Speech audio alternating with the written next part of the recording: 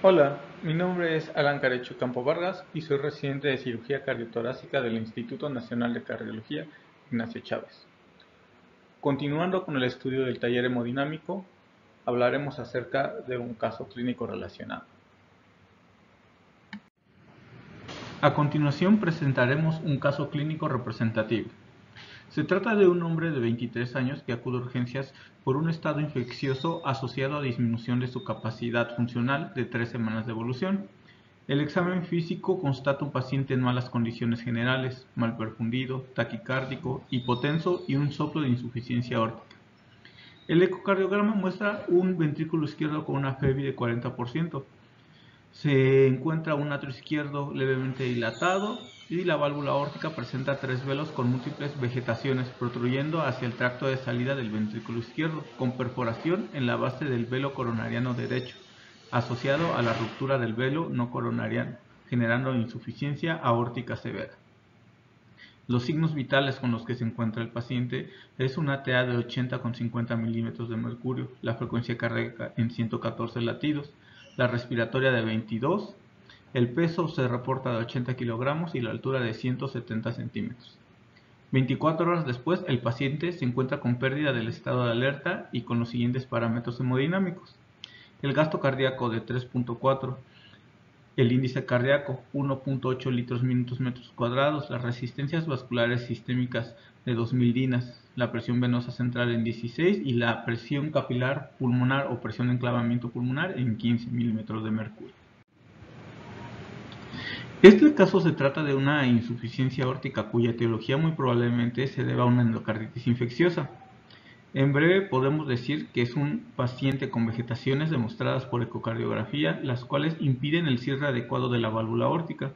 Esto se traduce en una insuficiente función de bomba del corazón izquierdo, lo cual determina la falla súbita y alteraciones expresadas en el taller hemodinámico, que explicaremos a continuación. El gasto cardíaco se encuentra apenas por debajo de los parámetros normales, sin embargo se encuentra ya disminuido y podemos observar una frecuencia cardíaca elevada compensatoria. El índice cardíaco es el gasto cardíaco distribuido sobre un sistema de resistencia o perfusión, en este caso es el área de superficie corporal del paciente. Para esto existen diversas fórmulas que determinan el área de superficie corporal. La que estamos utilizando es la fórmula de Mosteller, la cual es el producto de la altura en centímetros y el peso en kilogramos. Este resultado es dividido entre 3600 y a este cociente se le aplica una raíz cuadrada. De esta forma obtenemos un área de superficie corporal equivalente a 1.9 metros cuadrados para este caso. El cociente del gasto cardíaco entre el área de superficie corporal es igual a 1.8, el cual es un valor muy inferior al normal.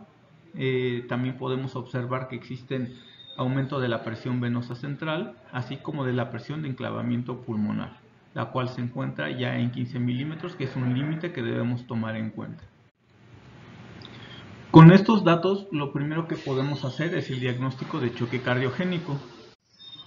Recordemos que choque es un estado de hipoperfusión generalizada y también existen parámetros clínicos para definirlo. De estos, el Shock Trial definió la presencia de choque cardiogénico cuando la presión sistólica se encontraba por abajo de 90 milímetros de mercurio, y esto durante 30 minutos. También existen parámetros hemodinámicos, el más importante de ellos, el índice cardíaco, el cual se encuentra por debajo de 2.2 litros minuto. La presión de enclavamiento pulmonar también se toma en cuenta, la cual se encuentra arriba de 15 milímetros de mercurio. Podemos y debemos recordar que existen diversos tipos de choques que vemos en la esquina inferior derecha. De estos tenemos que tomar varios parámetros hemodinámicos en cuenta.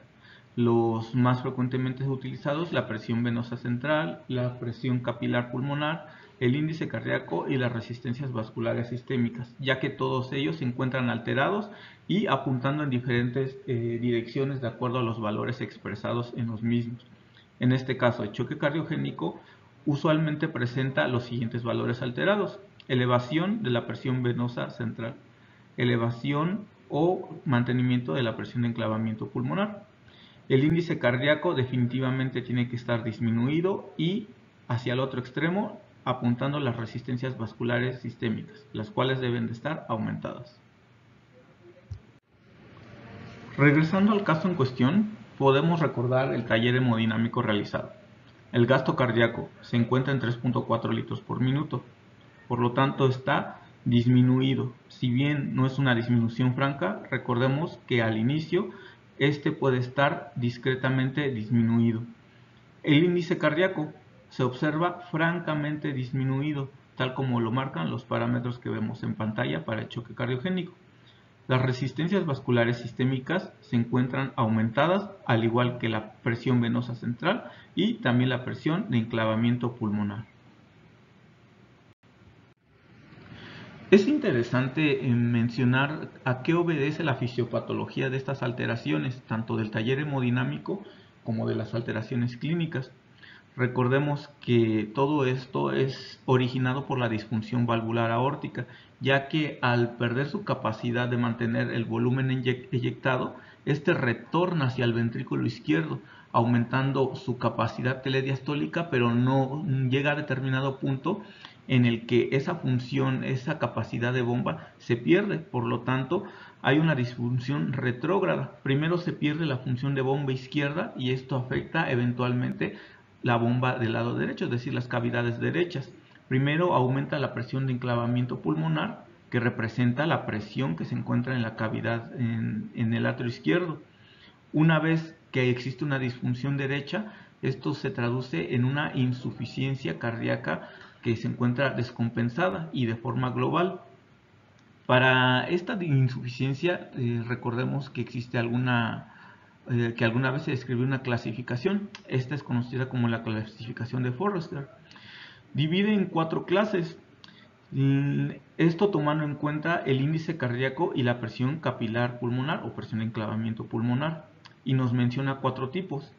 Aquel que se encuentra aparentemente en parámetros normales, aquel que hace edema pulmonar, aquel que está en choque hipovolémico y el caso en cuestión, aquel que se encuentra en choque cardiogénico o clase 4. ¿Cómo detectamos este tipo de choque por los parámetros hemodinámicos? Muy sencillo, tenemos que graficar X, la presión capilar pulmonar, contra las Y, el eje de las Y, el cual vamos a nombrar como índice cardíaco. Una vez que esté graficado, nuestro valor de corte será para el índice cardíaco 2.2 litros y la presión capilar pulmonar será 18 milímetros de mercurio. Aquel paciente que tenga aumento de la presión capilar pulmonar arriba de 18 con un índice cardíaco disminuido abajo de 2.2 será clasificado como un choque cardiogénico o clase 4. Gracias por su atención.